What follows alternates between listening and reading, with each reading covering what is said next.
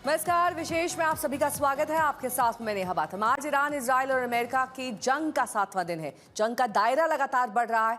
America लगातार Iran को धमका रहा है, हथियार डालने की अपील कर रहा है। ट्रंप तो यहां तक कह रहे हैं कि झुक जाओ नहीं तो मौत निश्चित है, लेकिन ईरान पीछे हटने को तैयार नहीं है। ईरान झुक नहीं रहा है। उस पर लगातार इजराइल और अमेरिका के हवाई हमले हो रहे हैं, लेकिन ईरान भी पूरा जवाब दे रहा है। इस बीच ट्रंप ने साफ किया है कि खामनेई के बेटे मुज्तबा खामनेई को अगर ईरान ने सुप्रीम लीडर बनाया तो वो अमेरिका को स्वीकार नहीं होगा।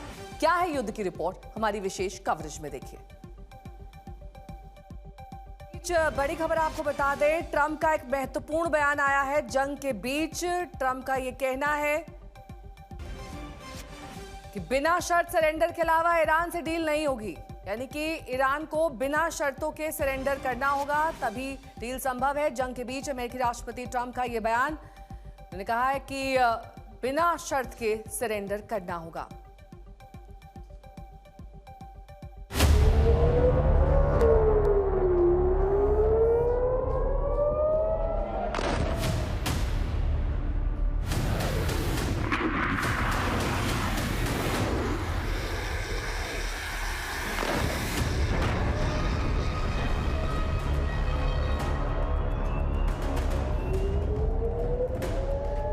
जंग के 7वें दिन ईरान का युद्ध किस तरफ जा रहा है?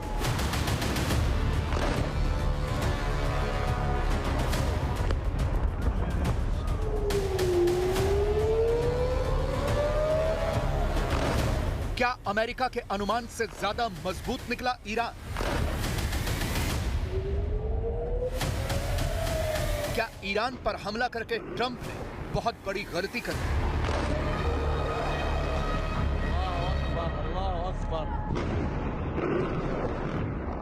क्या ट्रंप ने ईरान को वेनेजुएला समझने की भूल कर दी?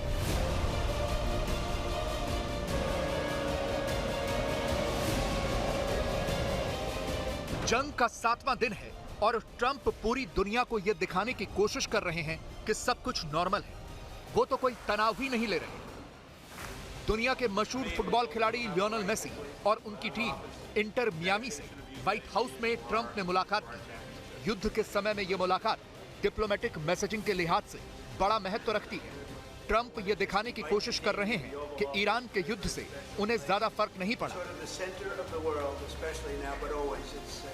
लेकिन ये तस्वीर बता रही है कि ट्रंप इस युद्ध को अपनी सेना के अलावा ईश्वर के भरोसे लड़ रहे हैं। ये भी व्हाइट हाउस है, ट्रंप का ओवल ऑफिस। ओवल ऑफिस में ऐसी तस्वीर शायद ही पहले कभी किसी ने देखी हो। ट्रंप की आंखें बंद हैं, वो प्रार्थना में लीन हैं। उन्हें आसपास पादरियों ने घेरा हुआ है, जिनमें से कुछ ने उन्हें हाथ भी लगाया हुआ है और ट्रंप की जीत की दुआएं हो रही हैं। उनकी जीत के लिए प्रेयर्स हो रही हैं।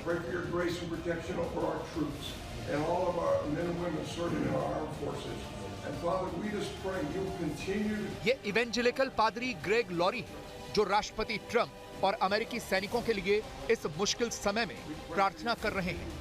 ग्रुप के दूसरे सदस्य ट्रंप के बगल में खड़े दिख रहे हैं। कुछ ने उन पर हाथ रखा हुआ है। बताया जा रहा है कि इस प्रार्थना में शामिल होने के लिए पूरे देश से पादरी आए थे। उधर खामनेई की मौत के बाद ईरान का अगला नेता कौन होगा, यह सवाल पूरी दुनिया पूछ रही है। सबसे ज्यादा कयास इस बात के हैं कि 56 साल के मुज्तबा खामनेई ईरान के अगले सुप्रीम लीडर हो सकते हैं। मुज्तबा खामनेई मारे गए supreme leader Ayatollah Ali Khamenei के बेटे हैं, लेकिन मुज्तबा खामनेई ट्रंप को स्वीकार नहीं है। एक अमेरिकी वेबसाइट को दिए इंटरव्यू में अमेरिकी राष्ट्रपति डोनाल्ड ट्रंप ने कहा है कि ईरान के अगले नेता को चुने जाने की प्रक्रिया में उन्हें शामिल करना होगा, जैसा कि वेनेजुएला में हुआ था। ट्रंप ये मानते हैं कि ईरान में मारे गए सुप्रीम लीडर अली खामनेई के बेटे मुज्तबा खामनेई ही ईरान के अगले नेता होंगे, लेकिन ट्रंप ने यह भी साफ कर दिया कि मुज्तबा उन्हें स्वीकार नहीं है। जंग शुरू होने के अगले ही दिन ये खबर आई थी कि सुप्रीम लीडर अली खामनेई मारे गए और तब से लेकर अब तक ईरान ने अपने अगले लीडर की घोषणा नहीं की है। ईरान लगातार टाल रहा है क्योंकि उसे डर है कि अमेरिका उसके अगले नेता पर भी हमला कर सकता है। और अब तो ट्रंप ने भी कह दिया है कि मुज्तबा खामनेई उन्हें स्वीकार नहीं है। ट्रंप का कहना है कि अगर मुज्तबा खामनेई ईरान के अगले नेता बने तो वो अपने पिता की नीतियों को ही आगे बढ़ाएंगे और फिर अमेरिका अगले 5 साल के भीतर फिर से हमले के लिए मजबूर होगा। उन्होंने कहा कि खामेनेई का बेटा उन्हें स्वीकार नहीं है। वो एक ऐसा नेता चाहते हैं जो ईरान में शांति लेकर आए। ट्रंप ईरान की फौज को, पुलिस को और सुरक्षा कर्मियों को हथियार डाल देने की अपील कर रहे हैं। वो साफ साफ धमकी दे रहे हैं कि अगर हथियार डाल दिए तो मारेंगे नहीं, और अगर ऐसा नहीं किया तो मौत निश्चित है। I'm once again calling on all members of the Iranian Revolutionary Guard, the military and the police to lay down their arms. They're only going to be killed. And now is the time to stand up for the Iranian people and help take back your country. You're going to have a chance after all these years to take back your country. Accept immunity. We'll give you immunity. And we'll be giving you really the right side of history, because that's what it is. So you'll be perfectly safe with total immunity, or you'll face absolutely guaranteed death. And I don't want to see that.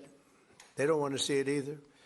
We also urge Iranian diplomats around the world to request asylum and to help us shape a new and better Iran with great potential. It's a country with great potential. There's much better future for Iran. It's now beginning. It's going to be, I think, a great future. And the United States will ensure that whoever leads the country next, Iran will not threaten America or its neighbors, Israel. Trump धमका रहे हैं, कह रहे हैं कि जो अगला नेता होगा वो सुनिश्चित करेंगे कि अमेरिका और इजराइल के लिए वो खतरा न बने। लेकिन असल में ट्रंप ने यह गलती कर दी कि उन्होंने ईरान को वेनेजुएला समझ लिया। ट्रंप को लगा कि जैसे उनकी फौज ने वेनेजुएला में ऑपरेशन करके राष्ट्रपति को गिरफ्तार किया था, वैसे ही वो ईरान में भी कर देंगे। उन्होंने ईरान में सुप्रीम लीडर को भी मार गिराया। लेकिन ईरान का यह रिस्पॉन्स बता रहा है कि वो कहीं से भी ढीला नहीं पड़ा है, बल्कि ईरान के नेता तो अब डिप्लोमेटिकली भी ट्रंप को बेइज्जत कर रहे हैं। ईरान के डिप्टी फॉरेन मिनिस्टर कह रहे हैं कि ट्रंप तो अपनी मर्जी से न्यूयॉर्क का मेयर तक नहीं चुन सकते, तो वो हमारा नेता क्या चुनेंगे? President Trump is asking for change in the leadership of Iran, and he says that I have to have voice on that, while he cannot appoint even the mayor of New York.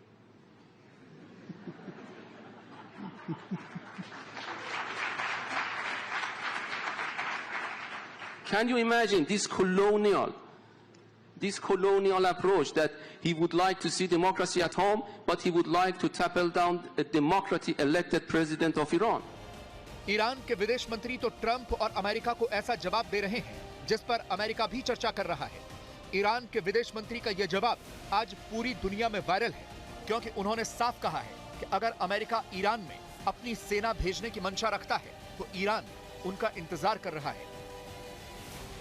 सवाल यह है कि क्या Donald Trump Iran को इस युद्ध में हराने के लिए ऑल आउट जाएंगे, यानी कि क्या अमेरिका ईरान पर हमले के लिए अपनी सेना को जमीन पर उतारेगा? क्योंकि अगर ऐसा हुआ तो दुनिया यह मान रही है कि ट्रंप एक बहुत बड़ा डिजास्टर करेंगे। आज तक ब्यूरो। दुनिया इंतजार कर रही है कि क्या अमेरिका ईरान में अपनी जमीनी सेना उतारेगा, क्योंकि अगर ट्रंप ने ऐसा किया तो ये डिजास्टर से कम नहीं होगा। अमेरिका अफगानिस्तान और इराक में ये गलती कर चुका है। ईरान तो कह रहा है कि आओ, इंतजार कर रहे हैं। उधर ट्रंप और उनके सिपाहसालार हर तरह से ईरान पर दबाव बना रहे हैं, उन्हें धमका रहे हैं, तरह तरह के ऑफर दे रहे हैं। पूरी रिपोर्ट देखिए।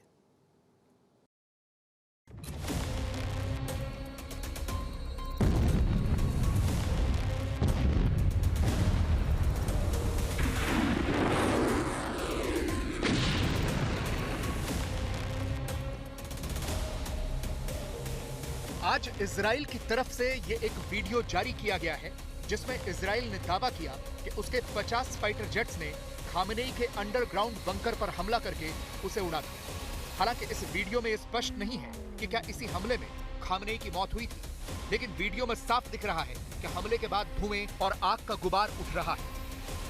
अमेरिका दावा कर रहा है कि उसने ईरान के मिसाइल हमलों को 90% तक कम कर दिया है, जबकि ड्रोन हमले 83% तक कम हो गए। लेकिन इसके बावजूद ईरान अब भी सटीक और ताकतवर प्रहार कर रहा है। ईरान ने वीडियो जारी कर दावा किया है कि उसने इजराइल पर खुर्रम शहर 4, खैबर और फतह मिसाइलों से हमला किया है।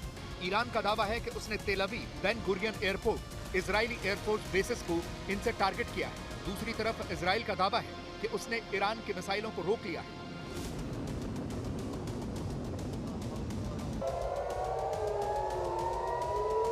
तेल अवीव में सायरन बज रहे हैं। मिसाइलों को रोका गया। ईरान ने शहर के बीचों बीच निशाना बनाया है। ईरान के इस्लामिक रेवोल्यूशनरी गार्ड कोर ने कहा है कि ऑपरेशन ट्रू प्रॉमिस 4S के तहत तेल अवीव की ओर खैबर मिसाइलें दागी गई। ईरान ने इजराइल के अलावा एक बार फिर कुवैत में अमेरिकी सैनिकों को निशाना बनाते हुए हमला किया है। उसने कुवैत के अली अल सलेम एयरबेस पर ड्रोन और मिसाइल दोनों से हमले किए। अली अल सलेम एयरबेस एक प्रमुख सैन्य हवाई अड्डा है जो कुवैती एयरफोर्स के नियंत्रण में है, लेकिन अमेरिकी सेनाओं की मौजूदगी वाला एक महत्वपूर्ण बेस है। इसके अलावा और भी देशों को ईरान ने निशाना बनाया। बहरीन में रिफाइनरी पर ईरान की एक के बाद एक कई मिसाइलें गिरी। ईरान ने बहरीन के सित्रा में बापको एनर्जी रिफाइनरी को निशाना बनाया। एयर डिफेंस की मिसाइलें कई बार चूक गई और ईरान की मिसाइलें एक के बाद एक रिफाइनरी पर गिरती रही। ईरान कह रहा है कि वो मजबूती से अमेरिका और इजराइल के हमलों का जवाब दे रहा है। Priority right now is for Iran to exercise the ultimate resistance against the aggressor. We are under attack, under invasion by Americans and Israelis, and they are trying to impose maximum damage to Iran. As we are speaking, my fellow citizens are under constant attack by carpet bombing, which is happening by Americans and Israelis. Tehran is under constant attack, and we have no option just to resist to the last bullet that we do have and to the last soldier that we do have. This is the very heroic, very nationalistic battle for us, and we have to stop the aggressor of his atrocity of their atrocities in Iran. दूसरी तरफ Israel और America के निशाने पर Iran के missile launchers हैं।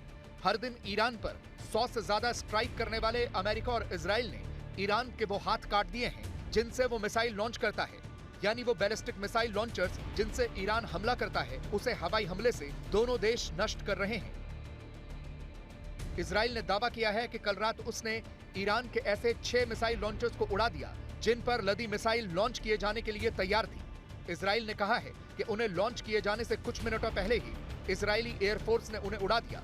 दूसरी तरफ ट्रंप ने दावा किया है कि ईरान के 60% लॉन्चर तबाह हो चुके हैं और जो बचे हैं उनसे मिसाइल लॉन्च होने के 4 मिनट के भीतर ही उन्हें उड़ा दिया जाता है।